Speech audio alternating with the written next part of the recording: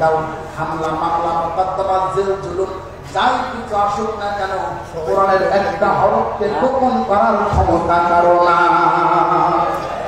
তাহলে আল্লাহর কাছে আপনারা কি বিক্রি করেছেন? আপনারা কি বিক্রি করেছেন? বলে করে দিয়েছি।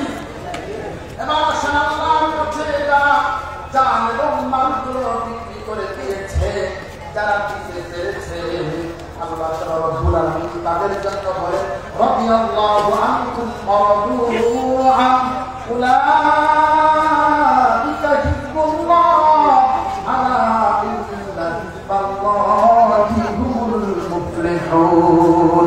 আল্লাহ বলেন যারা আল্লাহর কাছে জান এবং মালগুলো বিক্রি করে দিয়েছে, আমি তাদের প্রতি সন্তুষ্ট, তারাও আমি আল্লাহর জান্নাত পেয়ে সন্তুষ্ট।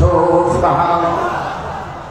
বদরের প্রান্তরে আল্লাহ রাসূল সাল্লাল্লাহু আলাইহি ওয়াসাল্লাম একদিকে ছিলেন মাত্র 300 কারো তীর ছিল, দুইটা ঘোড়া 8 পা করে বাড়িতে সামান্য কিছু আপনারা 300 টাকা কোনো তরবারি কয়টা? 8 পা তরবারি কয়টা? ঘোড়া কয়টা? 2টা 13টা কিছু করা যায় না। অপর দিকে আবু জাহেল চাল বাহিনী 1000 বড় পাস করে দিয়েছে, 1000 বড় তার চেয়ে বেশি। সাহাবীরা একবার প্রশ্ন করে নাই রাসূলকে কিভাবে যুদ্ধ করব, তাদের সামনে আমরা কিভাবে দাঁড়াবো? 5 মিনিট দিন বলে এমন কথা বলে নাই। রাসূল দেখেছে সামি'না ওয়া আতা'না, রাসূল দেখেছে তারা অনুসরণ করতে বিন্দুমাত্র দেরি করে না। যে তারা হয় সাহাবীরা আল্লাহ রাসূল সাল্লাল্লাহু আলাইহি ওয়াসাল্লামের কাছে সেটা বলে রাসূলুল্লাহ জিহাদের ময়দানে আল্লাহ রাসূল তাকে সাহাবীর হাতে কোনো তরবারি নাই, কোনো ঢাল নাই, কোনো কিছু নাই।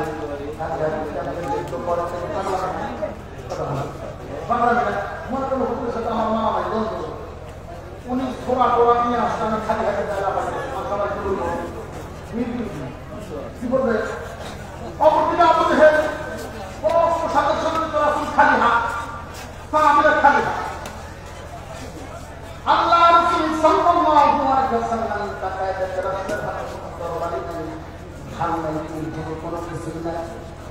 আল্লাহ রাসূল একটা খেজুরের কাণ্ড সাহাবীর হাতে দিলেন, নাম তার আব্দুল জানাম নাম আব্দুল জানাম খেজুরের কাণ্ড তুলে দিলেন। সাহাবী একবারও দেখলেন না তরবারি নেই, খেজুরের কাণ্ড তুলে হাতে নিয়ে রাসূলের হাত দিয়ে দেওয়ার পর সাহাবী ইমাম একত্রিত হওয়ার পর খেজুরের কাণ্ড আর খেজুরের কাণ্ড নাই। সাহাবী দৌড়াচ্ছে আর ঘুরাচ্ছে, দৌড়াচ্ছে আর ঘুরাচ্ছে, খেজুরের কাণ্ড এত ভালো হয়েছে, যার যে জায়গায় লেগেছে লাগতে দেরি দ্বিখণ্ডিত হতে কিন্তু মাত্র দেরি হয় না।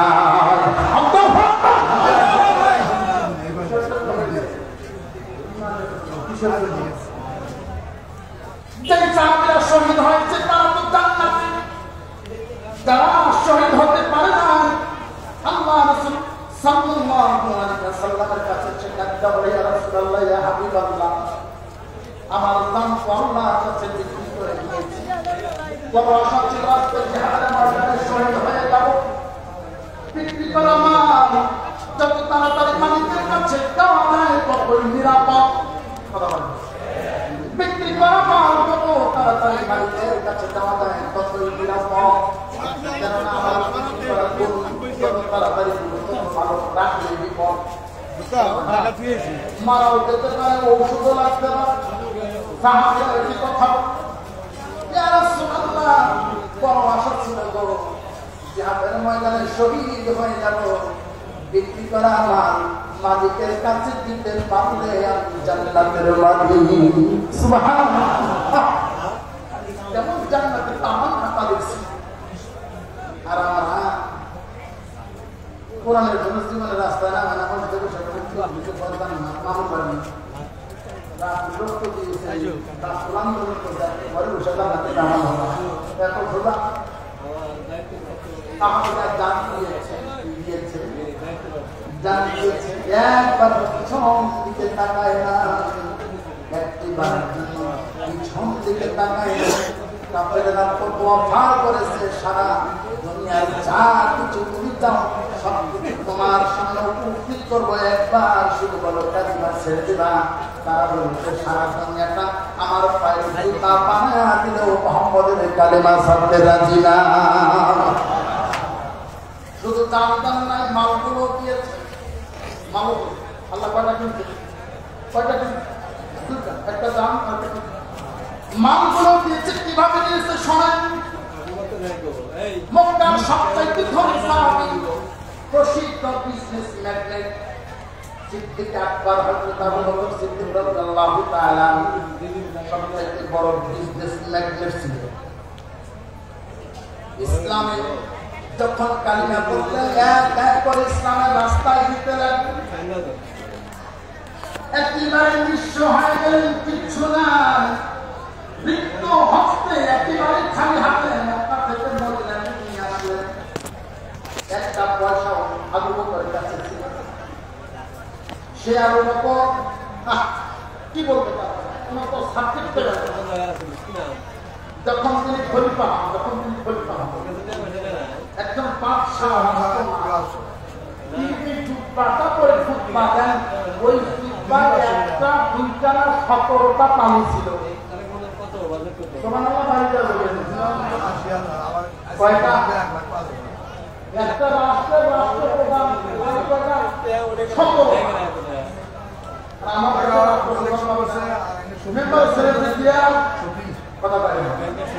নেতা ঠিক না?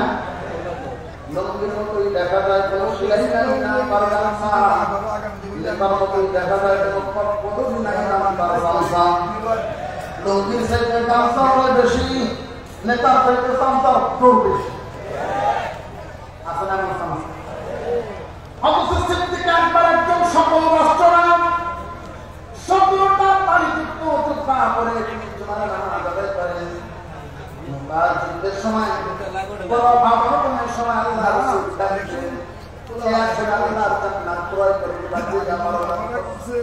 আমার রাসূলের গায়ে রুমাল করে চাদর করে মসজিদের নববীর মাটিতে বিছায়া দিলেন। সমস্ত সাহাবীরা শুরু করেছে, শুরু করেছে।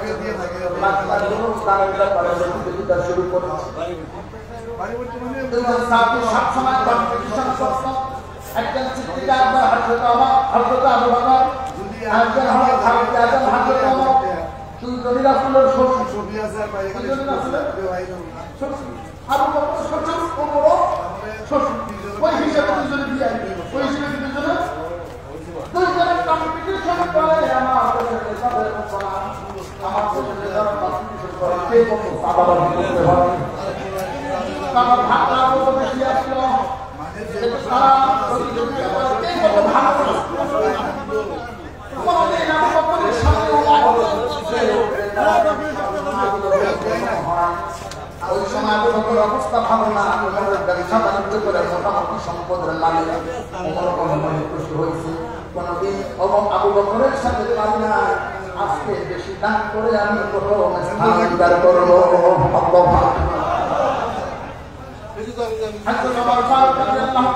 সম্পদ সমান ভাগে বিভক্ত করে একটা পরিবারের জন্য আরেকটা আমরা রাসূলের দরবারে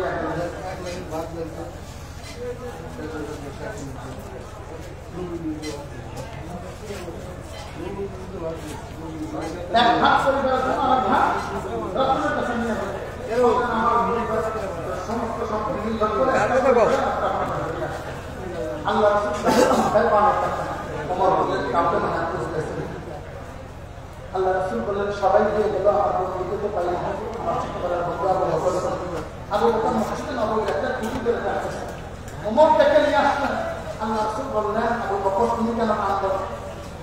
আবু বকর ছোট্ট বাচ্চাদের টুপি খুবই কান্না শুরু করল।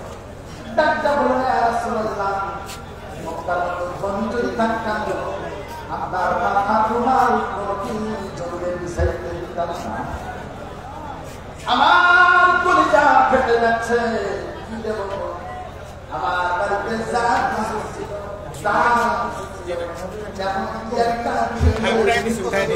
ছিল আমার বাড়িতে রেখে আসলেন, ইসলামের জন্য দান করে দিলাম। পাশে দাঁড়ায় আমার কান্দে তমাশা করেছিলাম, প্রথম হতো পারলাম না। আবু বকর লাগতে বলে ভাই আমি সারিফাই করে দিলাম।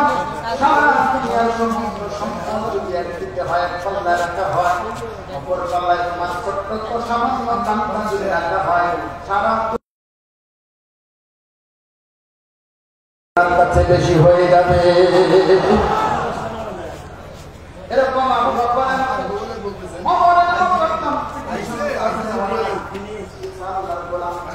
প্রোগ্রাম ছিল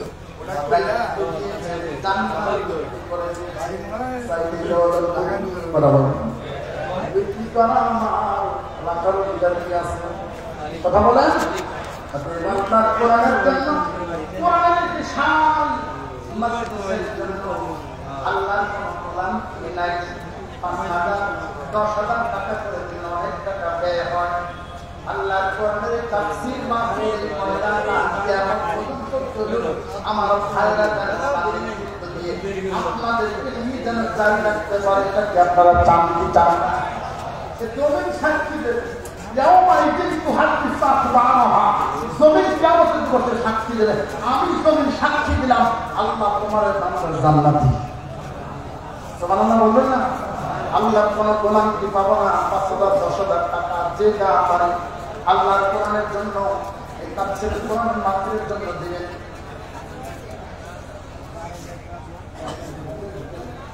যে যা পারে কেউ যেন মাহরুম না হয়। আসলে আমরা যারা বক্তা ঢাকা থেকে আসি, অনেক টাকা নেবেন। আপনারাও যারা আসেন ক্ষমতা বলে আসেন, দোয়া হয় সেটা চলে যান। আসলে এটা আয়োজন করা কতটা কষ্টের মধ্যে যারা আয়োজন করে তারা। এবং আলহামদুলিল্লাহ সারা বাংলাদেশে যত তাফসীর মাহফিল হয়, অন্য কোন দেশ বা সারা দুনিয়াতেও হয় না। সুবহানাল্লাহ বাড়ি যাওয়া বলেন, চান না যে এটা চালু থাকুক, জানবেন সামনা আমাদের ছেলেরা, দায়িত্বরত ছেলেরা, ভলান্টিয়ার যারা আছে, তারা ব্যাগ নিয়ে আপনাদের কাছে যাবে। কেউ যেন তাদের মাহরুম না করে। ওয়াদা দিয়েছেন মাল দিবেন। ওয়াদা ভঙ্গকারী মুনাফিককে কথাটিকে বলেছে রাসূল বলেছে, ঈমানদার অবস্থায় এসে আপনারা কি মুনাফিক অবস্থায় ফিরে যেতে চান? আপনাদের দেওয়া দরকার আছে, দেওয়া দরকার, তারা দিলেন না, ওরা মতে দেখায় শেষ করবো। ওটা কোথায় চলে যাবে? বাইতুল খালাবাড়ি পর্যন্ত, খালাবাড়ি যেখানে খান করা হয় ওখানে যাবে। কিয়ামতের দিবসে তার জন্য আল্লাহর দরবারে আসামি হতে হবে। এজন্য যে যা পারে আমাদের ভাই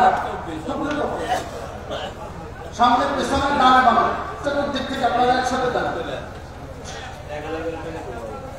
যান, আল্লাহ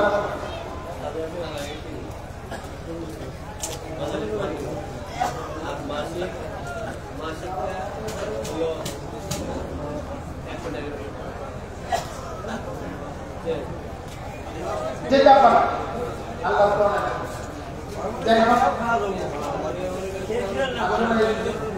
আপনারা অনেকেই মনোভাবনা হয়েছেন,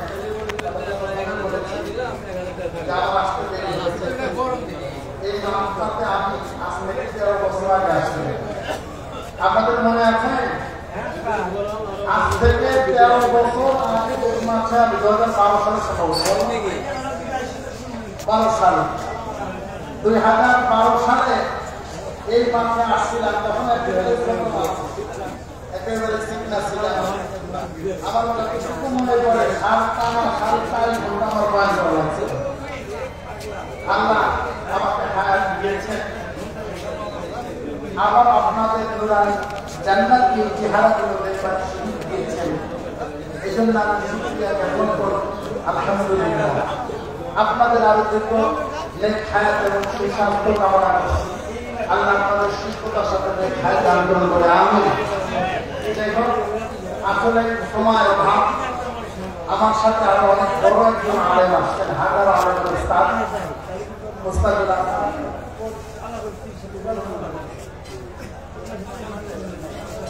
সাইজ ছোট হইলেও হুজুর কিন্তু ছোট না। তিনি গাজীপুরের ঐতিহ্যবাহী সাবিয়া আলী মাদ্রাসার সম্মানিত অধ্যক্ষ মহোদয়। আমি কোলাবাগানে আছি, জয়েন করেছি আলহামদুলিল্লাহ। আমার জন্য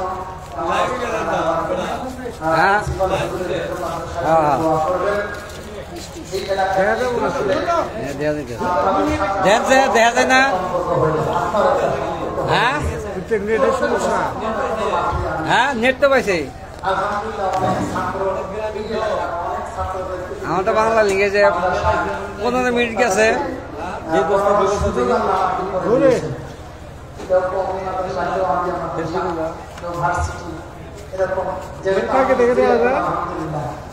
ওটা সহ আরো একটা মাদ্রাসার দায়িত্ব আমার আছে।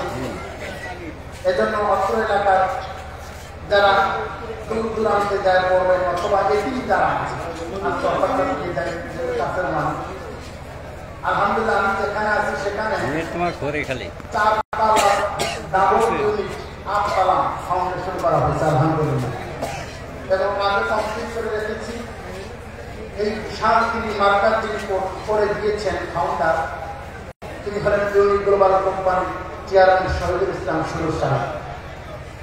উনি আমাকে বলে দিয়েছেন, হুজুর যেহেতু আপনি সারা বাংলাদেশ ধরবেন, এটি ছাত্র যার মা নাই বাবা নাই অথবা হয়তো দরিদ্র যারা চাইলেও ভালো জায়গায় আপনি আমার এখানে টাকা পয়সা দূরের কথা দেওয়া আছে, ওদের কাপড় চোপড়ের ব্যবস্থা পর্যন্ত আমি করে দেব।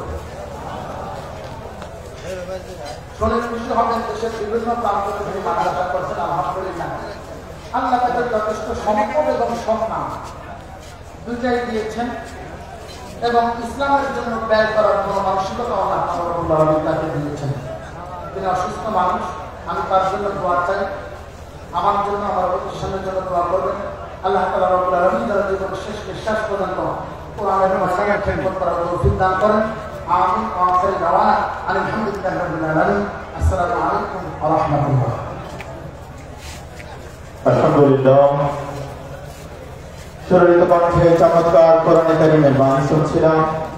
আল্লাহ রাব্বুল আলামিন সমস্ত মুসলিম উম্মাহকে এবং আমরা যারা শুনলাম, যিনি বললেন সকলকে আল্লাহ পাক আমল করার তৌফিক দান করেন। সকলে বলেন আল্লাহুম্মা আমিন। সম্মানিত সুধী, এ পর্যায়ে মঞ্চে আসন গ্রহণ করার জন্য অনুরোধ করছি কামারচর যুব সমাজের উদ্যোগে আয়োজিত তাফসীরুল কোরআন মাহফিলের সম্মানিত প্রধান অতিথি হৃদয় মনীষা এন্টারপ্রাইজের সম্মানিত স্বত্বাধিকারী মদিনাতুল উলুম নুরানিয়া হাফিজিয়া মাদ্রাসার সম্মানিত সভাপতি, অত্র এলাকার কৃতি সন্তান আলহাজ জনাব মোহাম্মদ শফিকুল ইসলাম সাহেবকে ওনাকে মঞ্চে এসে ওনার আসন আলোকিত করার জন্য সবিনয় অনুরোধ করছি। প্রধান অতিথির আগমন,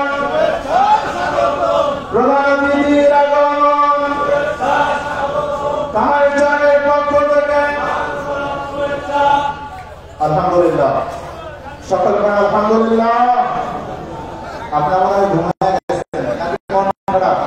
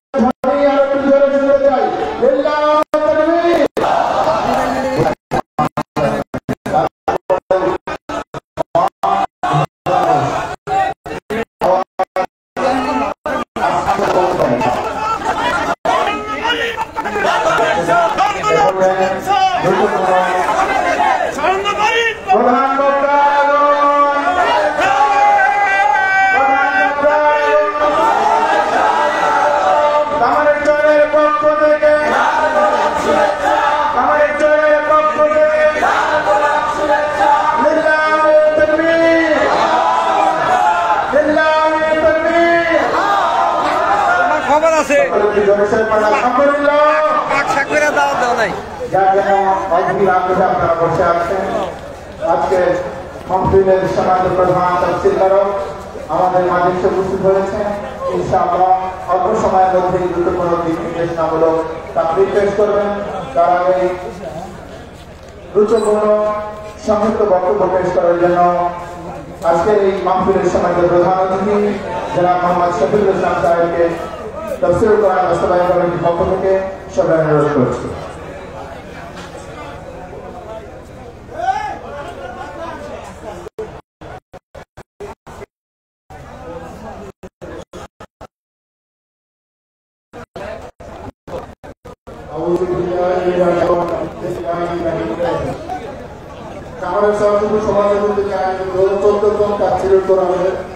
সম্মানিত সভাপতি আলহাজ মাওলানা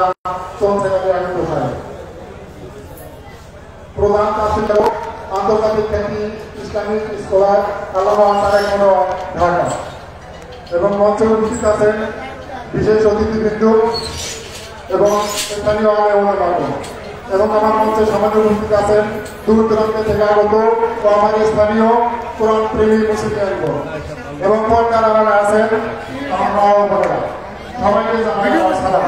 আসসালামু আলাইকুম ওয়া রাহমাতুল্লাহ।